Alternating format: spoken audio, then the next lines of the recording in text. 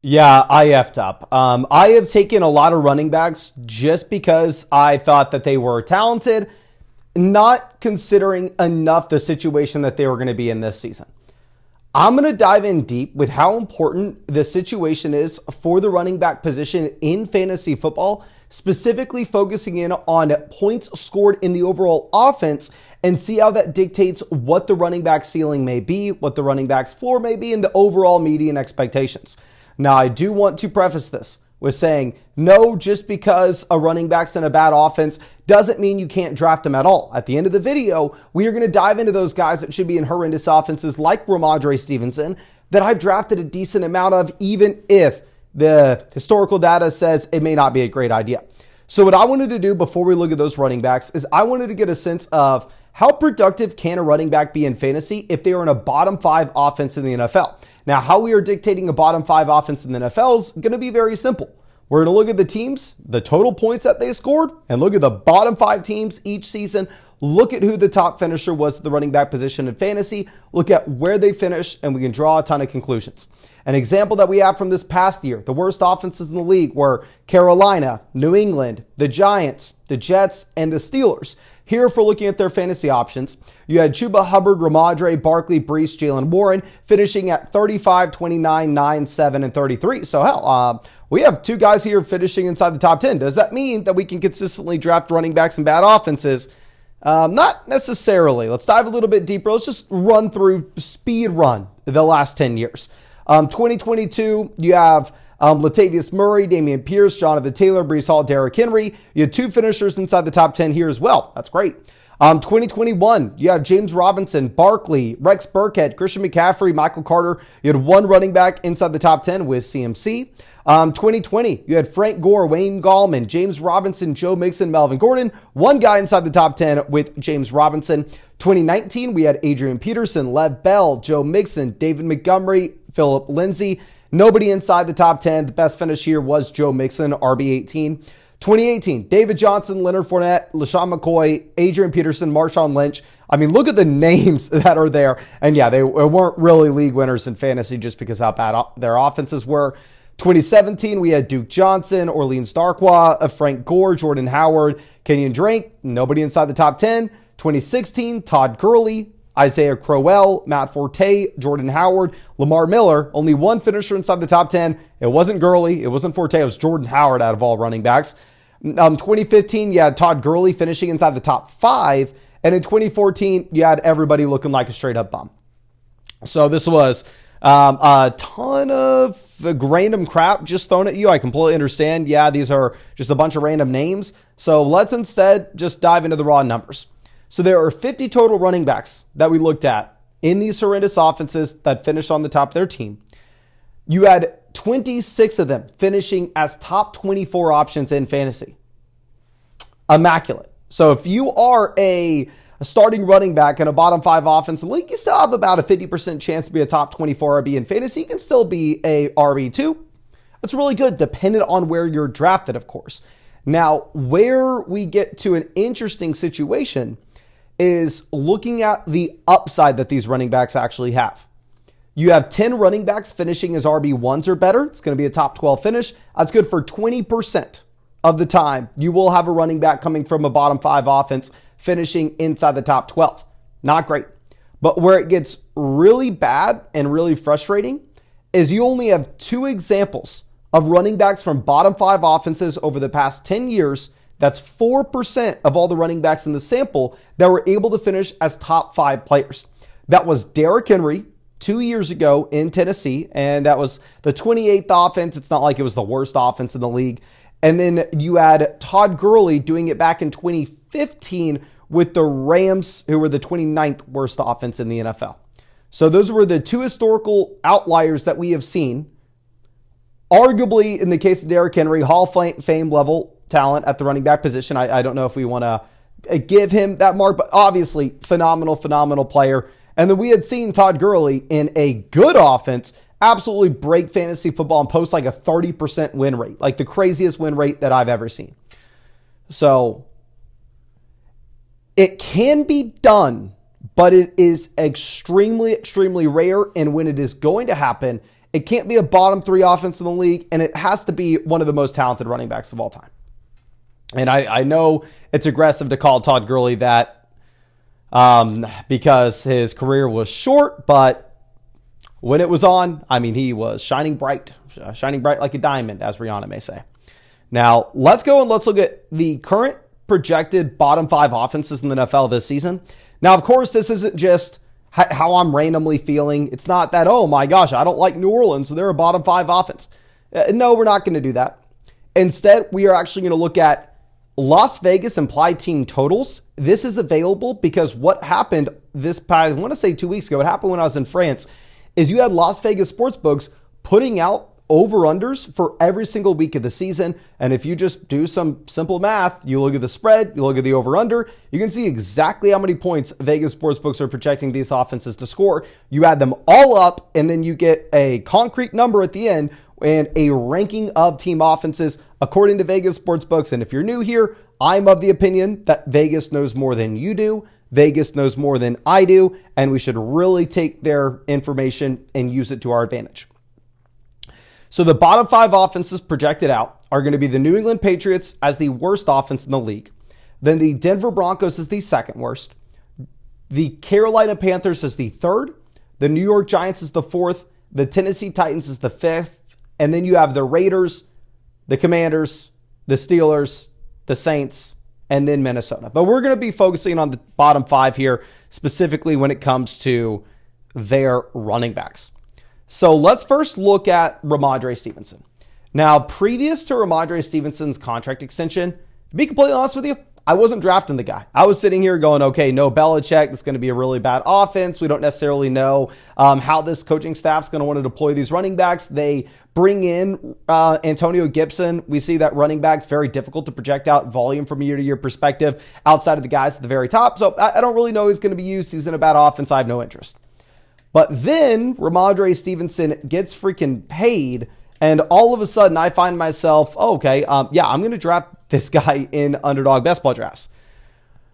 So if you're looking at the contract, it's a $36 million deal. Don't look at that number. He's not making $36 million guaranteed. What he's actually making guaranteed instead is $17 million, which for the running back position is freaking massive in today's NFL. So this indicates, okay, yes, Rhamondre Stevenson will have a very large role in this offense. Rhamondre Stevenson will more than likely be the dude. If you're looking at where he's currently being drafted in fantasy drafts, he's being drafted as the running back 20. He is going directly behind Keon Coleman, Kyler Murray, Aaron Jones, and directly ahead of Najee Harris, Jamison Williams, and Jake Ferguson. Now, this is about at the 7-8 turn in Underdog drafts, and it is after the wide receiver fall off. Once you get to the 7-8 turn on Underdog, for the love of God, do not be drafting wide receivers unless you absolutely have to. Every once in a while, I'm so behind at the position, I have to take Jamison Williams. I don't want to. Instead, I want to be taking the running backs here. I think Rhamondre Stevenson versus Jamison Williams in fantasy this year, give me Rhamondre relatively easily. But besides the contract, if we're going to look at just what he did this past year, what's a little bit frustrating is you actually saw the receiving usage go down for Rhamondre Stevenson in comparison to where he was at in 2022. Ezekiel Elliott actually was targeted quite frequently out of the backfield here in New England. Obviously, Zeke gone, Gibson in. Gibson's a great receiving back in his own right. So it is a little frustrating to see the receiving usage take a step backwards for Rhamondre Stevenson. Now, if we use the RotoViz screener to get a sense of running backs that had similar seasons at his age a year ago and what they did the following year, you have Joseph Adai, James Conner, David Montgomery, Mike Tolbert, Kevon Barlow, I don't even know who the hell that is, Tevin Coleman, Devin Singletary, Kevin Jones, Rhamondre Stevenson, and then Jalen Warren this past year. Obviously, we don't know how Rhamondre did the next year. We don't know how Jalen Warren did the next year. We're trying to figure that out right now. But what we can actually see is we can see that there were running backs that had success the following season. You have 3 separate finishes of 15 points per game or more the following year. Now, of course, you had a low floor with this. Kevin Jones comes out, averages less than 2 points per game the next year. You had a couple other running backs averaging about 9.5 points per game. But for Rhamondre, with where he's currently going in Underdog drafts, I actually don't mind his floor whatsoever. His floor, I think, is immaculate if you're drafting him alongside Jamison Williams. Give me Rhamondre over Jamison. The issue that we may have would actually be with his overall upside. So if you are in, say, a ESPN redraft league with your buddies, it's a 10-team league. You only start 2 running backs, 2 receivers, and a flex. I have no interest in Rhamondre Stevenson. Gibson may have the receiving usage. The overall touchdown upside, incredibly low in this offense. The historical data says an offense is bad, probably not doing anything. So if you're in that very shallow format, I'm not interested. I'll pass. I'll take someone else with more upside. However, if you're in a few specific underdog tournaments, I think he's a great pick. Specifically the Underdog Eliminator Tournament, where it's essentially just like a guillotine style league where every week the teams at the bottom of the league get chopped off until there's only, a few left standing at the end of the season. There, I think Rhamondre does give you the baseline floor that's going to be a lot higher than the other players in that range, where he's interesting in a tournament like that. If it's Best Ball Mania on Underdog, where it's at $25 buy-in, $1.5 million for first, where you need to have an absolute crazy playoff run of weeks 15, 16, 17, and you need to have an insane ceiling, I'm probably not interested in Rhamondre Stevenson there either. Essentially, any fantasy football format, which is the majority of them, where you are chasing the ceiling for these players rather than the floor, count me out on Rhamondre. It sucks. Even if you look at his underdog pick'em right now, he's only at 4.5 rushing touchdowns, higher or lower. 750.5 rushing yards, higher or lower. So I've taken him in a decent amount of these spots, but I probably need to cool it. The issue is the other running backs in this range aren't good either. We'll talk about Jonathan Brooks in just one second. But, of course, real quick, as we bring up Underdog, I do want to remind you, if you wanted to hop in a draft with us on the live stream, or if you wanted to check out that pick'em, you really think Rhamondre is going to have more than 4.5 rushing touchdowns, you can find that link in the description, in the comment section. I'm drafting on Underdog every single night on the live stream. I've drafted on Underdog every single day for years. It's best ball, so there's no time commitment during the year. I won $150,000 on Underdog 2 years ago. It's by far and away my favorite place to draft. And if you wanted to hop in a draft on Underdog, you can find that link, description, comment section. Code FLOCK will get you hooked up with my 2024 Fantasy Football Draft Guide. Code FLOCK will also get you hooked up with my 2024 Fantasy Football Rankings. And you would get a 50% deposit bonus up to $250 on a new account as well. And here's a map of everywhere Underdog is available.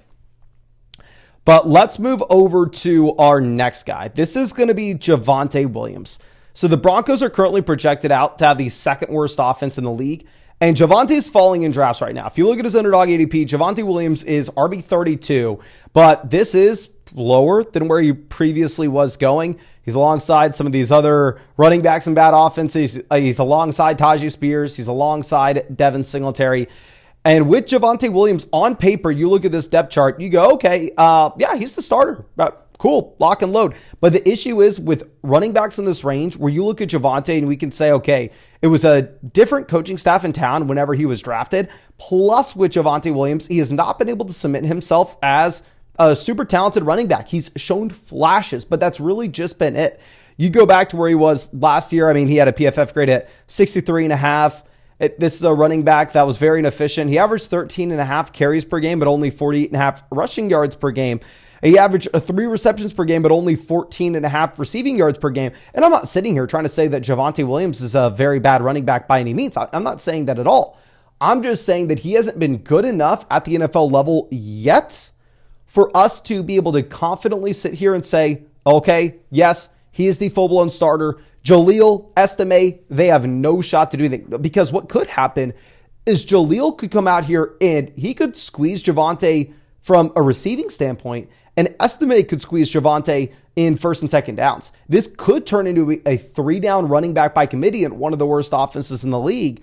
If you go over and use the word of his screener to see what running backs did at Javonte's age last year and what they did the following, you had Travis Henry, Ahmad Bradshaw, Michael Bennett, Rhamondre Stevenson, Ontario Smith, Kenyon Drake, AJ Dillon, Brendan Oliver, Mike Bell, Wally Landry. You had, a lot of these running backs going out there and actually improving their next year. Keep in mind, Javonte's still pretty damn young. You had 2 running backs under 10 points per game the following season. You had 2 running backs over 15 points per game.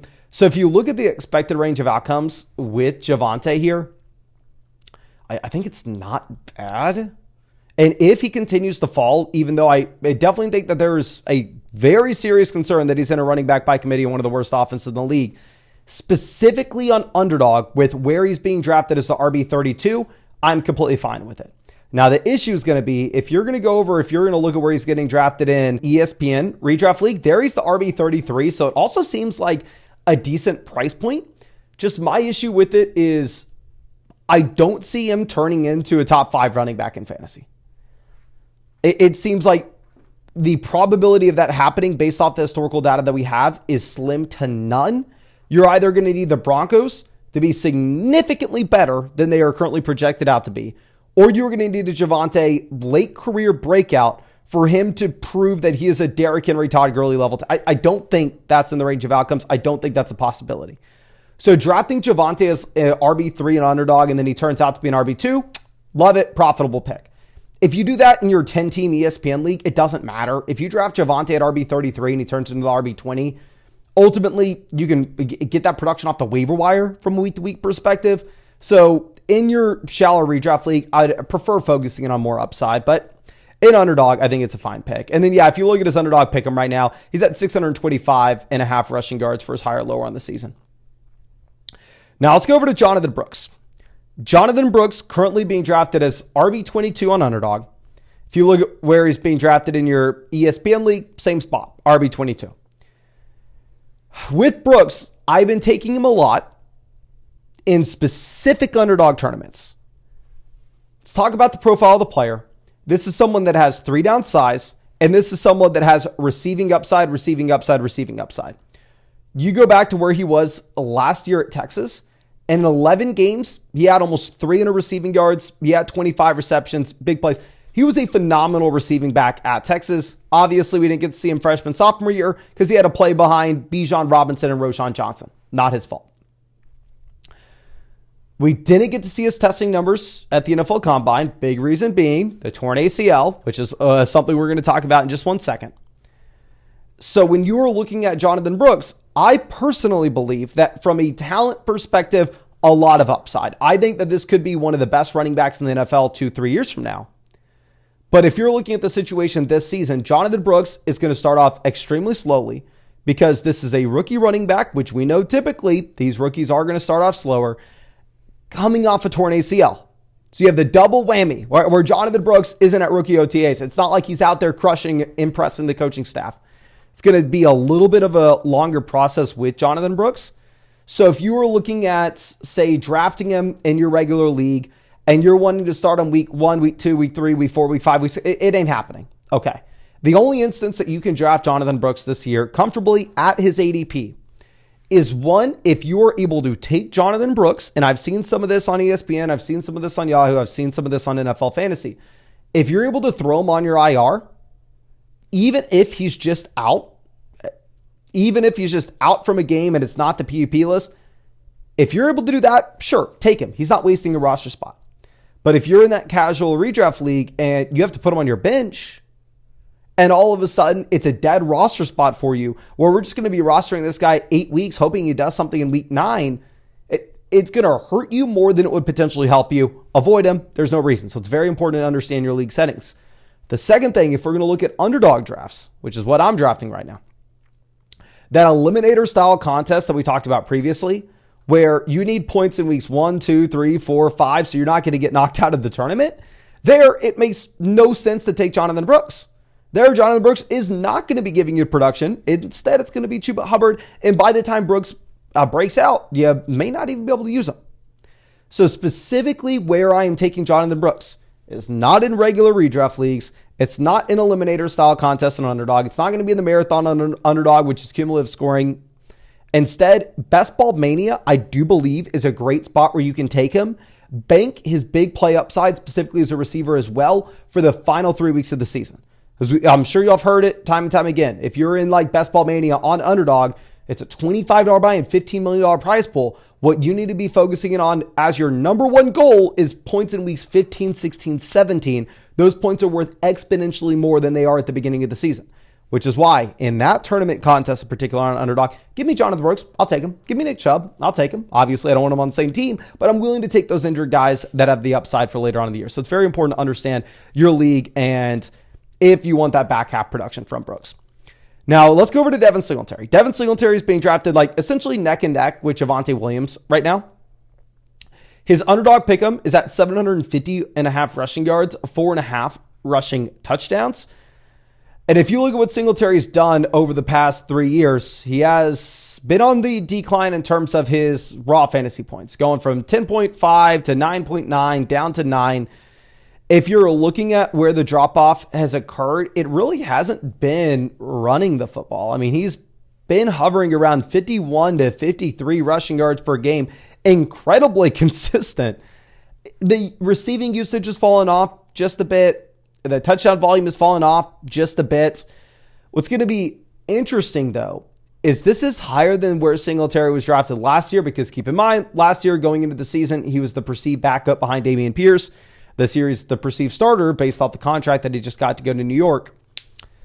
And this will be the worst offense that Devin Singletary has ever played in. We want to sit here and we want to say, oh, Saquon Barkley is going to be a lot better this year because Barkley has never played in an offense. Devin freaking Singletary is going to go where Saquon Barkley couldn't get the job done, and he's going to try. It's probably not working out. If you look at what happened with running backs that performed similarly to Devin Singletary at his age since the year 2000, you had Michael Bush, Chris Ivory, Jamal Williams, Jason Snelling, CJ Spiller, Jaquez Rogers, Sony Michel, Wayne Gallman, Todd Gurley. There were 3 instances of running backs improving going into their age 27 season. That was Michael Bush, Chris Ivory, Jamal Williams. Outside of that, every other running back got either worse to significantly worse. And considering the change of environment that Singletary has, where he's going to one of the worst offenses in the NFL, where Saquon Barkley couldn't return value, I'm not excited to draft Singletary, almost regardless of the format that you're in. So let's go over to Tennessee. Looking at the Titans, they bring in Tony Pollard. They obviously have Tyjae Spears still in town. And right now, drafters don't really know what to expect. Tony Pollard is being drafted as RB29. Tyjae Spears is being drafted as RB33. The ADP gap between these guys is 10 picks. They're essentially being drafted back-to-back. Now, this maybe is a different video entirely, but coming from someone who drafted 0 Tony Pollard last year, I'm going to confidently say that Tony Pollard is my bet with this backfield. I think if you look at the new coaching staff that was not there when Spears was drafted, and instead they decide to go out and they decide to pay Pollard, Pollard's the guy to be projecting to have points. You can kind of see the same thing with the underdog pick'ems, where Pollard's at higher, lower, 800.5 rushing yards, 6.5 rushing touchdowns, which interestingly enough is higher than the other running backs on this list, despite Pollard having a lower ADP.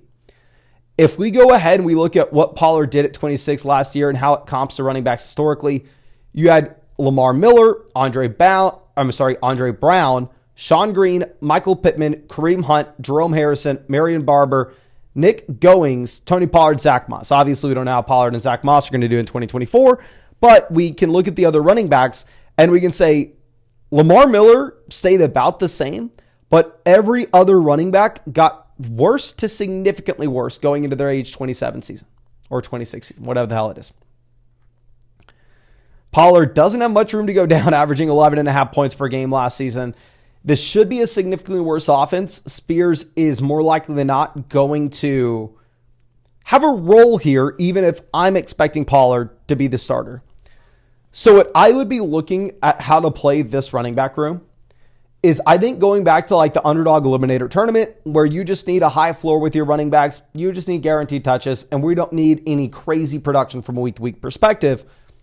I'm honestly okay taking Pollard and Spears together because I think they're the only guys that touch the ball in this backfield. And I mean, hell, you could go out there and you could get them at pick 100 and 110 and monopolize all the touches there.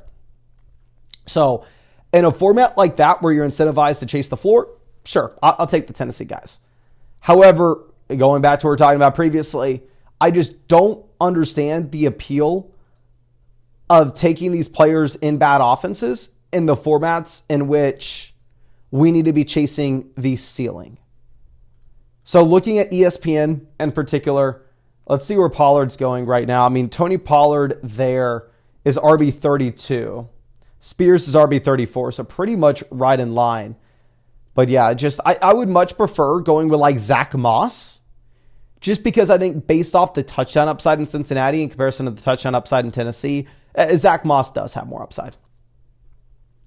But I think that's all I have for you. I really hope we were able to help you out in some way here. Really hope you're able to get something from this. And yeah, I'll be live every single night. I do want to remind you too, I believe August, let me get the date for you right now.